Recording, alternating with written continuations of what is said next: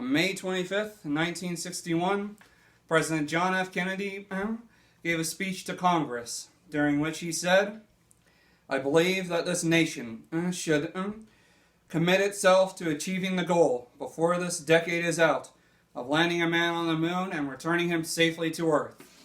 Following this statement, the National Aeronautics and Space Administration, more commonly known as NASA, created the Apollo program.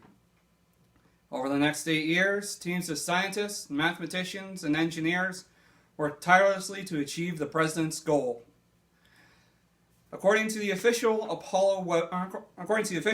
website, the Apollo program had conducted several launches prior to the lunar mission in preparation. The first 3 of these, known as Apollo 201, 202, and 203, were unmanned test flights of the Saturn V, various iterations of the Saturn V engine system.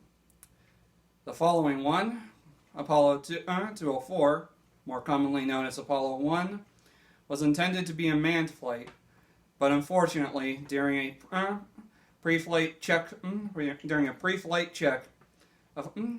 tragedy struck as a fire broke out in the command module, killing all the astronauts inside. Despite this tragic setback, the program continued on, and the following year, the next mission, Apollo 4, saw the first use of the Saturn V heavy lift vehicle, the rocket that would become used for the remainder of the Apollo program. This 363-foot tall rocket was built in several stages, each of which with its own engine and fuel system, designed to allow the rocket to control its thrust and discard used fuel tank space so it doesn't have to drag the dead weight with it. On top of the third stage would sit the rocket's payload, which for the Apollo program often consisted of a lunar lander module and contained a fairing on the third stage, and on top of the fairing a command module with its own engine. Apollo 5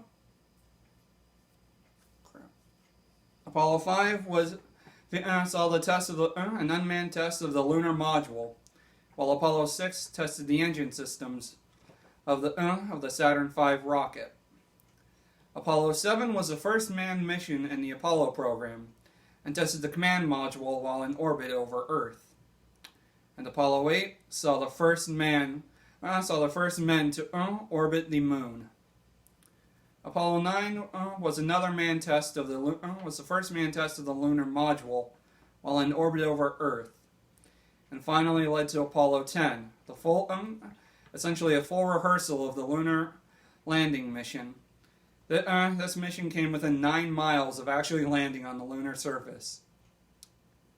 Finally, on July 16th, 1969, the culmination of all this effort stood at the Kennedy Space Center with the mission name Apollo 11.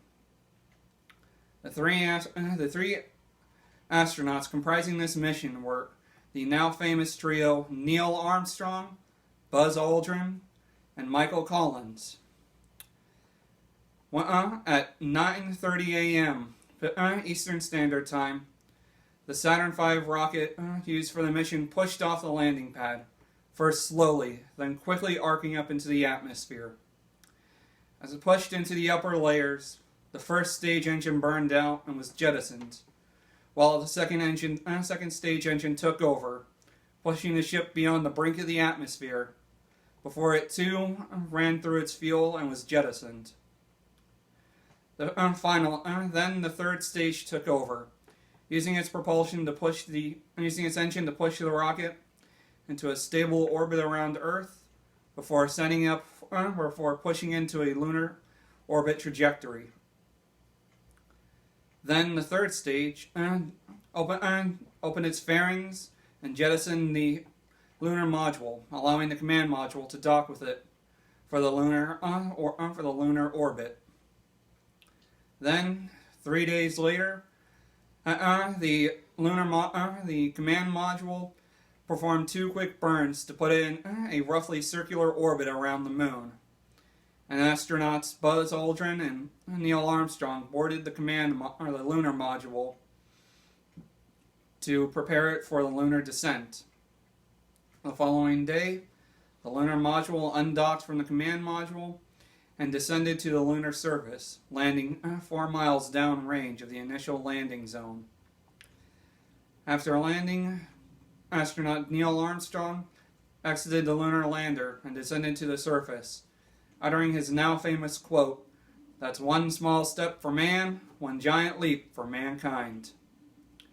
After departing to the surface, the astronauts left behind a medallion commemorating the Apollo program and the 3 astronauts who gave their lives and who died tragically in Apollo 1.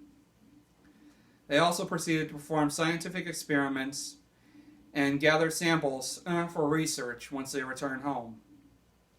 21 hours after landing, the lunar module detached from its lower stage and ascended back into orbit, rendezvousing and docking with the command module before being jettisoned to crash back on the moon. The command module then performed its maneuvers for the 3-day trip back to Earth. Finally, on July 24th, the command module jettisoned from its engines, turning to put its heat shield facing towards the atmosphere as it descended back to the surface of the Earth.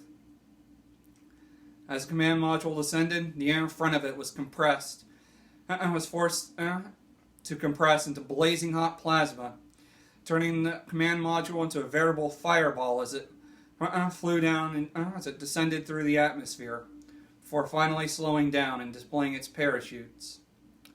The command module splashed down in the Pacific Ocean, where it was later recovered by the recovery ship Hornet. Following this historic launch, there would be 6 more within the Apollo program, 5 of which made it to the moon.